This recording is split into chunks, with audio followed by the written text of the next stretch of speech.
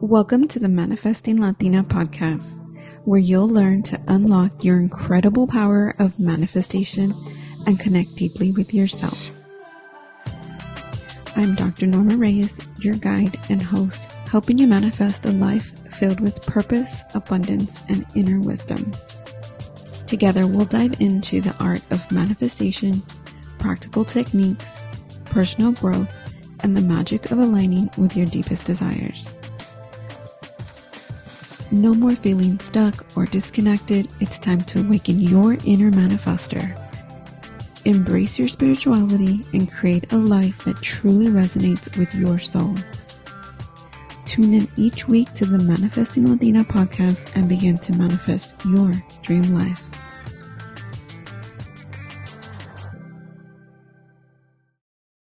Hey everyone, welcome back. I am here to talk to you all about the power of self-regulation, regulating yourself. Self-regulation sounds funny, but yeah, self-regulating, because it is so important for you to learn how to self-regulate, especially if you are in survival mode or if you find yourself yo-yoing from feeling good, feeling great, and then feeling frustrated, feeling triggered, feeling yourself lose control. Before I dive into that, I do want to remind you that I am accepting one-to-one clients to work with me, and I hope you do this. I hope you create a spiritual toolbox that will help you know how to self-regulate, and that way you can manifest with more ease and flow, less frustration in your life, and more time and joy, growing your capacity to be more joyful. And of course, I want to give you guys a life update. Baby started daycare this week, and let me tell you that I had to do a lot. I was going to say some, but I mean, everything that I practice is preventative, meaning that I am meditating, doing yoga, reflection, all of those things to help me stay in a calmer state. And that way, I'm not losing my shit like every hour, right? We all lose our shit every once in a while. Okay. I lose my shit at least once a day, but I try not to. And this is where self-regulation comes in. Without self-regulation, then you cannot face life the way you would like to. You know, there's lots of overwhelm, there's lots of challenges, there's a lot of things that you're juggling on your plate. And when another thing, right? Just imagine 8 things in the air that you're juggling, and someone throws you a curveball to catch something else, and you're just like, everything feels like it's about to fall. You're trying to grab everything all at once, and it's just not working because it's too much. So there are a lot of different ways you can do this. I'm going to talk to y'all a little bit about what's been going on with me this past week, and then we'll dive into tools to use. And also, when you are not self-regulated, then you are essentially in survival mode. I know I did an episode on survival mode. I'll link that in the show notes. I don't remember what episode number it was, but it'll be in the show notes if you want to hear about that and how being in survival mode is going to prevent you from manifesting the really great things you want in your life and may keep you stuck in manifesting more of that, right? That being like frustration, that being challenges, that being the relationship issues that you're having, whether it be at work, at home, with friends, with whomever. If you are not in a good place, if you're not thriving, if you're not your best self and your higher self, then it'll be difficult for you to bring that energy in, because when you are not regulated, you are in a lower vibration and not able to focus, like so many things, right? There, if you think about the parasympathetic and sympathetic systems, this is what regulates your body. If that's dysregulated, then you are not in a place where you can manifest what you desire. And of course, you're going to feel exhausted and you're not going to want to do a lot of these different things. So for me this week, baby started daycare, and my 2 boys, the 8-year-old and the 4-year-old, are still here. And I have my adult daughter also here. She is going to start her second semester in college. She's decided to stay home, and we're dealing with adult nature, is what I've been calling it. And it can be challenging. And it can be challenging to have adult expectations for a child that's transitioning from being a teenager to being an adult, and can be challenging for all of us. And it has been challenging. I will leave that there. But I was looking forward to having the baby go to daycare for a lot of different reasons. One of them being like, I'm tired. I'm tired because I'm home all day with the kids. This week didn't bring me the relief that I was wanting and desiring. And I found myself even more at edge because now I had like a whole routine that I have to do.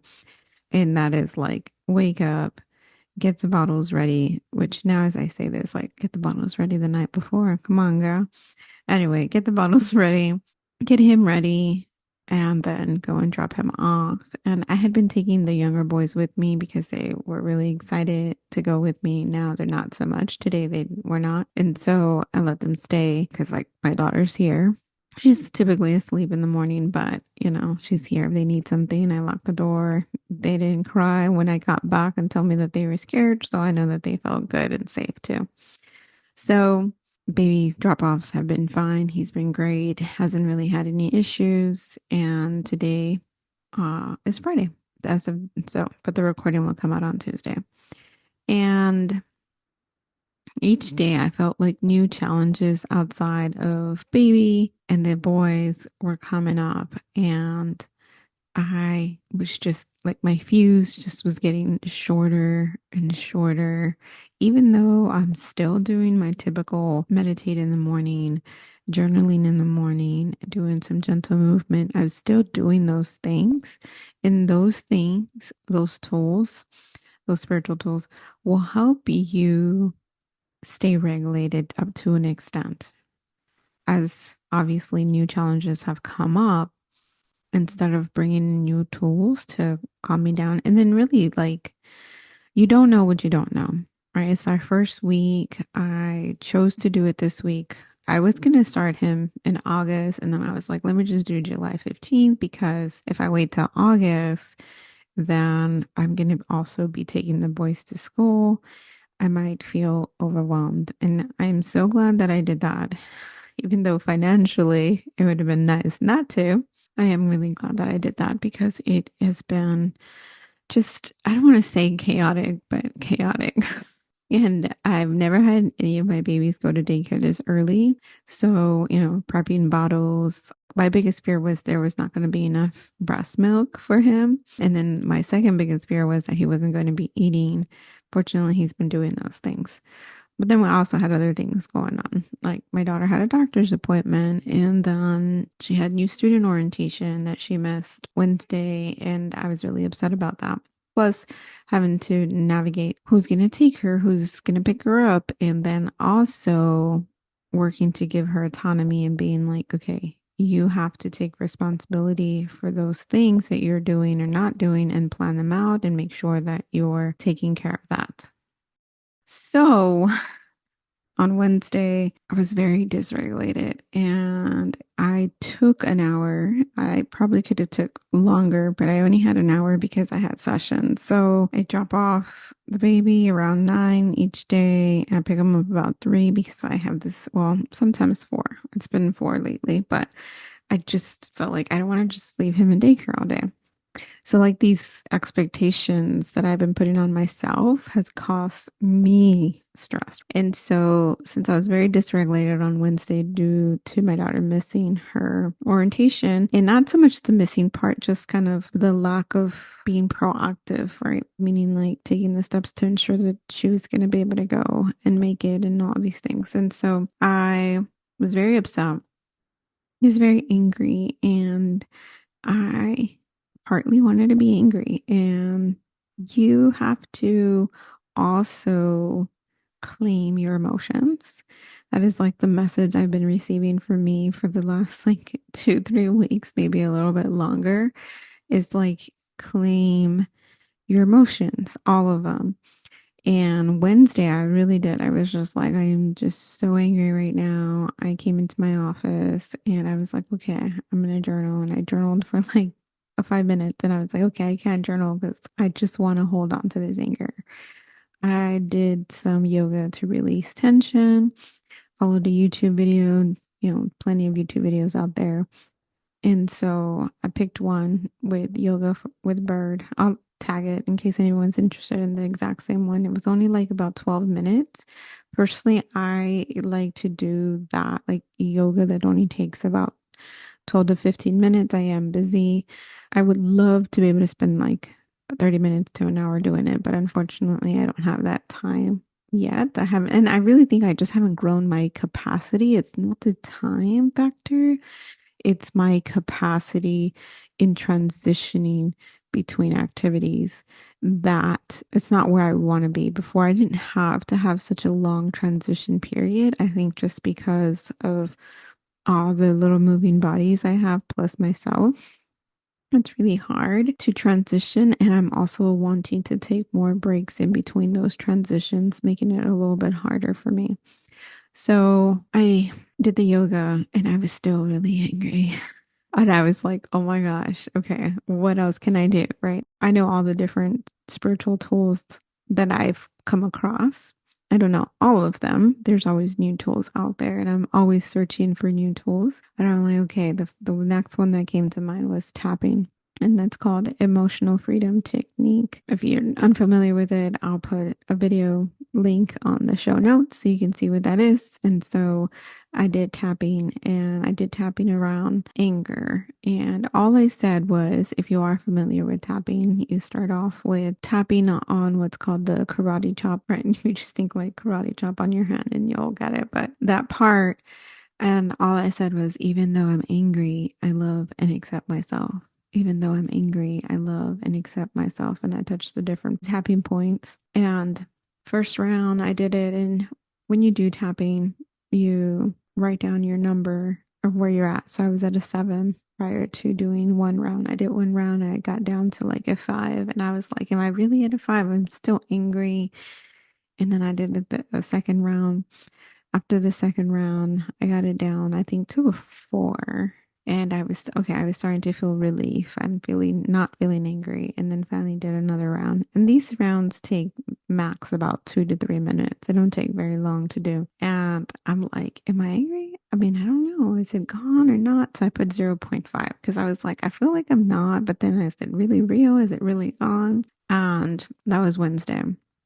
I share this because I'm going to talk about how on Thursday, on top of my usual routine that I do, Wednesday I did these extra things.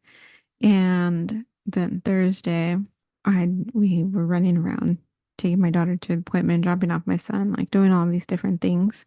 Coming back from all that and really just navigating different changes. Like I ended up arriving like an hour early to her appointment because we were driving into town and I wasn't sure how long it would take. And since we were an hour early, I kind of changed in my mind how I was going to do things. I was originally going to go do a return to Target after her appointment. Since we were early, we went ahead and did it early.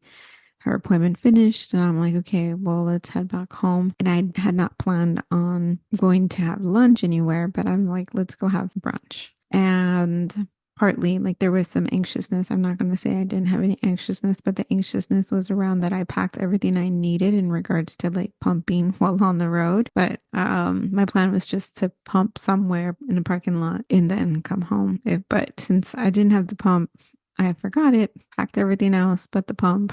I did have that on the back of my mind. So even though all of that was going on, because I had done all of this extra self-regulation or self-regulating in these different tools that I used, when a car cut me off on Thursday, when we were on our way to go get something to eat, I really surprised myself when I said this. And I was like, wow, look at that guy.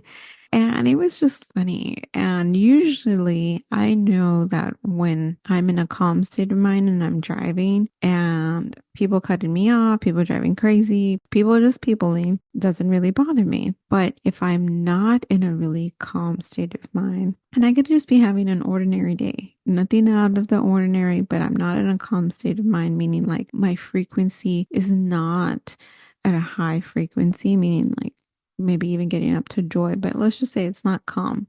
And just because you're not having any actual emotions at that moment in time doesn't necessarily mean that you're calm. And so if I find myself getting annoyed or calling people trash, that's my guilty pleasure, is calling people trash. Since I'm not upset, it's just funny and silly. Like, why would I call someone trash? That's so mean. But when I'm driving and somebody cuts me off and I'm not self-regulated, I will be like, oh, look at that trash. Or I'll call it, maybe I'll say a jerk face or something, but trash or something about the word trash. And as I say it, I just want to laugh so much because it's so funny. But I am so angry that I will say, oh my God, that trash. I might say that piece of trash. I think that's more of what I say. But anyway, I just share that for you to be able to identify like what is your reaction, right? When are you being reactive? And when you are being reactive, that can mean that you are not currently regulated. And if you have children, you can kind of see this with your kids, like where everything bothers them. It doesn't even matter what it is. It can be a good thing and it'll bother them. And transitions will be harder. So you can then notice, right? What is it that you are doing? How are you being reactive? So now let me get back to teaching you about self-regulation. So if you have never heard it, it's just really calming you down into a calm state, and it's so important for you to be in a calm state so that you can raise your vibration and manifest what you are desiring. So, self regulation is the ability to manage and cope and control your emotions, thoughts, and behaviors in different situations. It's about maintaining a balanced state of mind, regardless of what is going on the outside.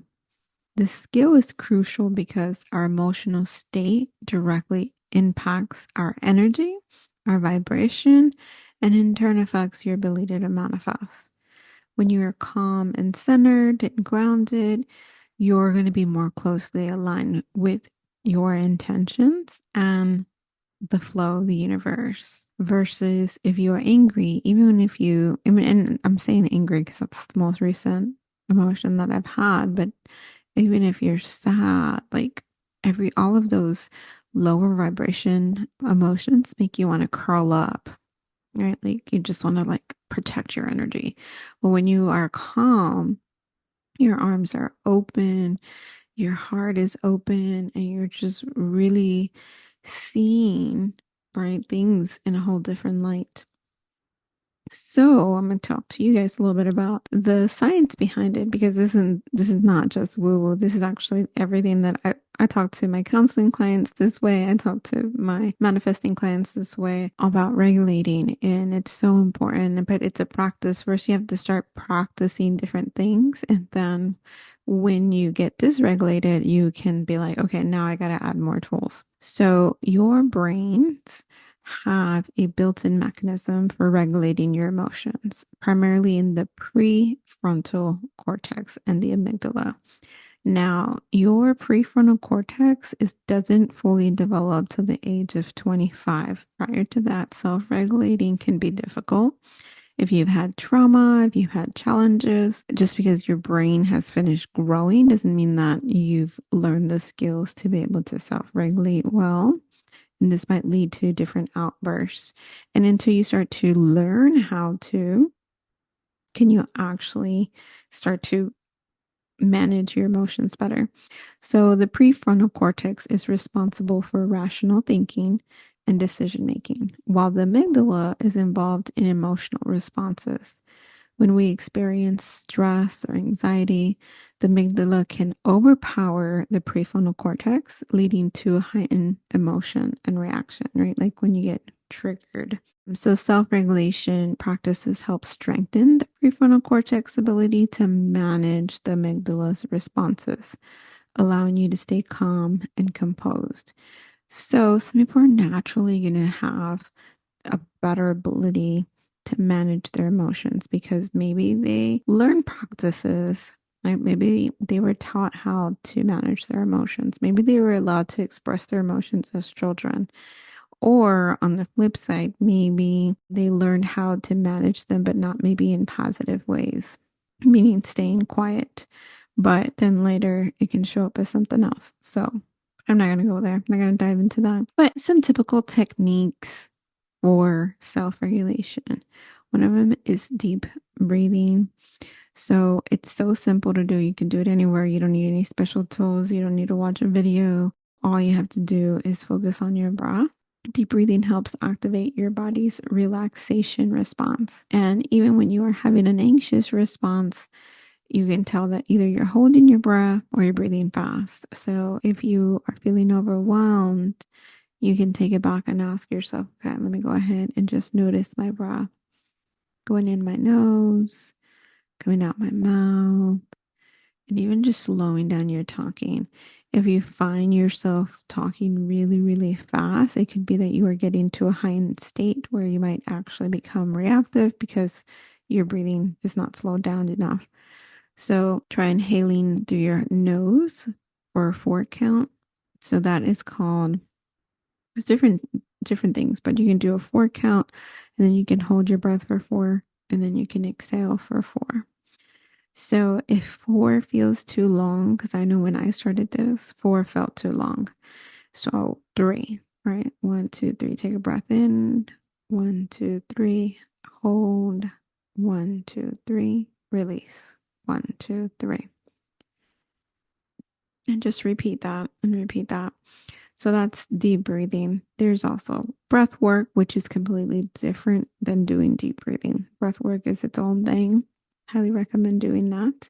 Usually that's 30 minutes to an hour that someone guides you. You can watch a YouTube video, you can attend live.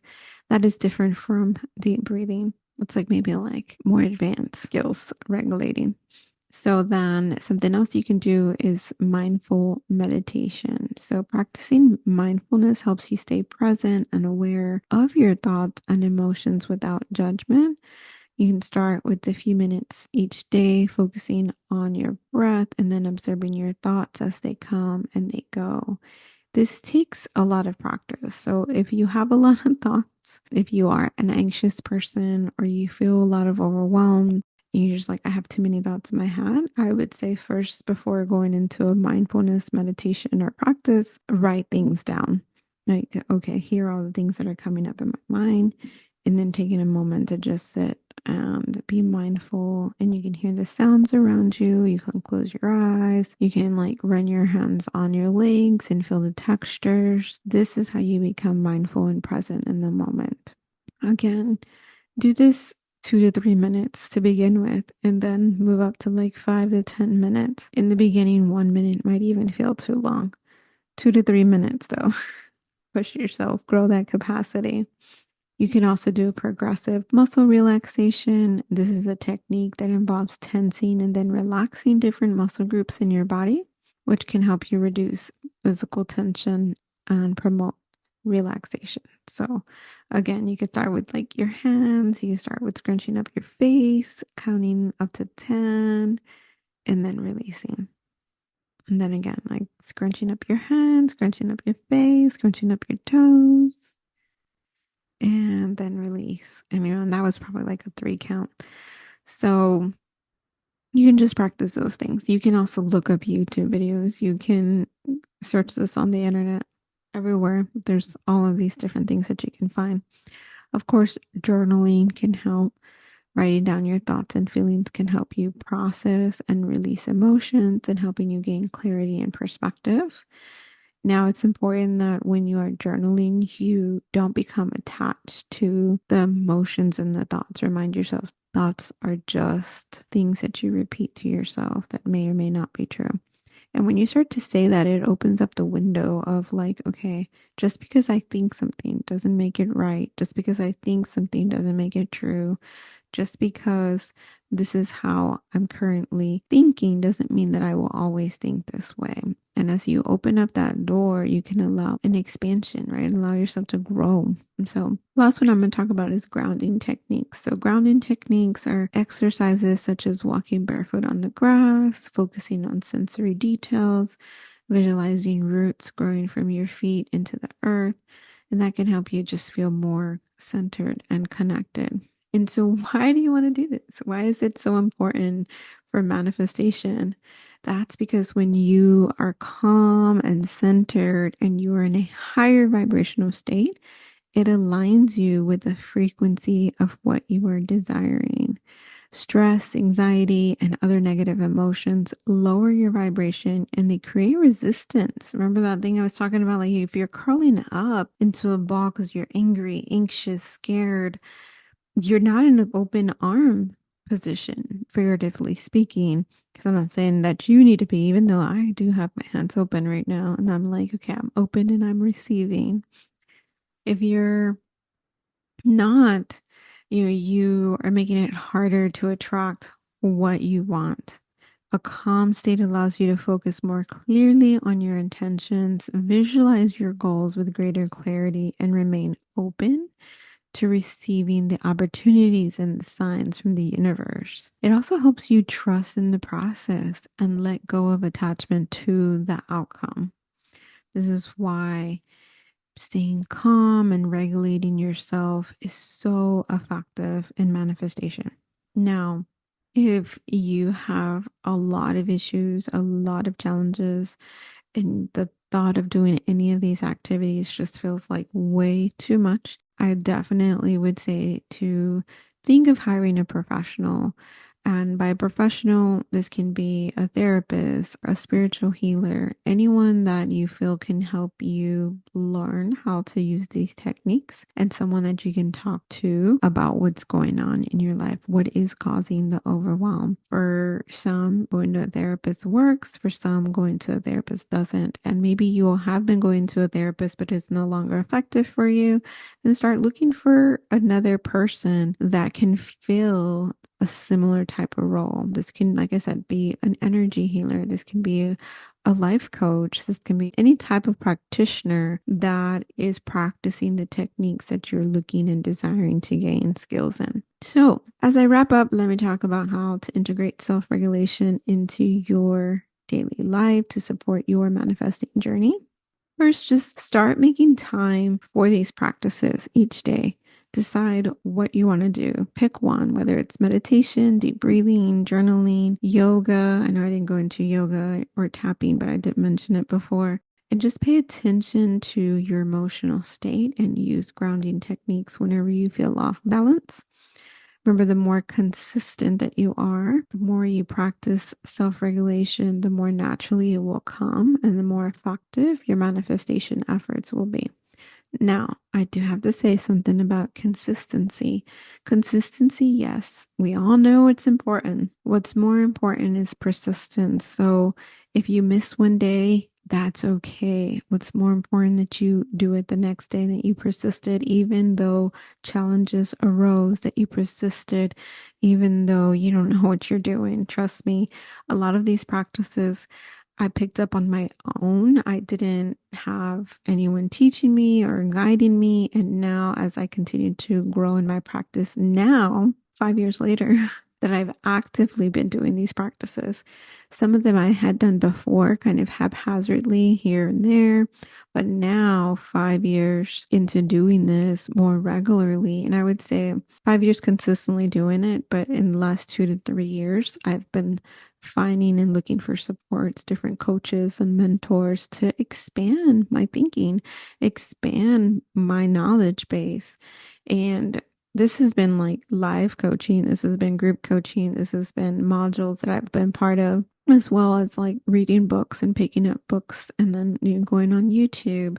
For me, YouTube, I can follow a yoga thing on there. I can follow a workout routine. But when it comes to learning, I don't know what it is about YouTube, but it just isn't for me, even though I do watch video modules. So, and I share that just to remind you that just because I'm mentioning something doesn't mean that it has to work for you. Figure out what works for you. Maybe it's audio. Obviously, if you're listening to the podcast, you like audio. So maybe look for audiobooks or group coaching that maybe offers just an audio option for you, or coaching that can be in that form. Just figure it out what works for you, because what works for you is what's for you. And that's it. That's all I have for today. Remember that self-regulation is such a powerful tool that not only helps you achieve a calm state, but also enhances your ability to manifest your dreams. I hope you found these insights and practices helpful. If you enjoyed this episode, please share it with your friends, leave a review, let me know your thoughts, send me a DM on Instagram. That's where I like to hang out. And if you are ready to have a coach, I'm the coach here for you. Schedule a discovery call with me. Join me next time for another wonderful episode. Until then, stay calm, stay centered, and keep manifesting. Thank you for listening to the Manifesting Latina podcast. Did you love today's episode? Please help us grow by leaving a review, sharing with a friend, or on your social media. Let's spread the abundance and fun of manifesting.